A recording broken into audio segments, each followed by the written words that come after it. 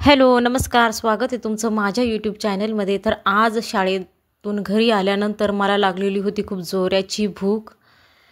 तर म्हटलं आता काय बनवावं? तर मग फ्रीजमध्ये होता फ्लावर. तर मग फ्लावर बाहेर काढला आणि त्याला 3 ते 4 पाण्याने मी व्यवस्थित स्वच्छ धुवून घेतलं. त्यानंतर एका किसणीने त्याला व्यवस्थित बारीक असं मी किसून घेतलेलं आहे, तुम्ही बघू शकता. आणि आता मी काढलेली आहे कोथिंबीर. खूप मोठी कोथिंबीर आपल्याला इथे वापरायची आहे, कारण की मी बनवत आहे इथे फ्लावरचे पराठे.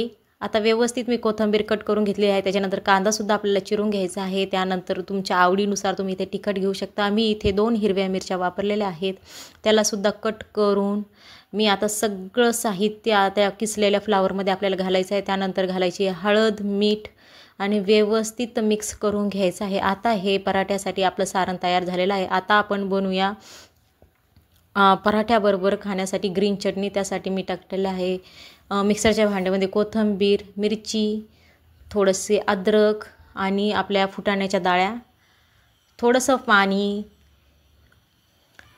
आणि मिक्सरला लावून आपण आता मस्त अशी चटणी बनवलेली आहे. ही चटणी खायला खूप छान लागते पराठ्याबरोबर. तुम्ही ही चटणी बनवून बघा, तुम्हाला ही रेसिपी खूप आवडली. त्यानंतर मी कणिक आधी मळून ठेवलेलं आहे. त्यानंतर मी गव्हाच्या पिठामध्ये टाकलेलं आहे आता आपलं सारण आणि व्यवस्थित पराठा असा लाटून घेणार आहे. हे फ्लावरचे पराठे खायला खूप छान लागतात, टेस्टी लागतात आणि चटणीबरोबर तर विचारूच नका.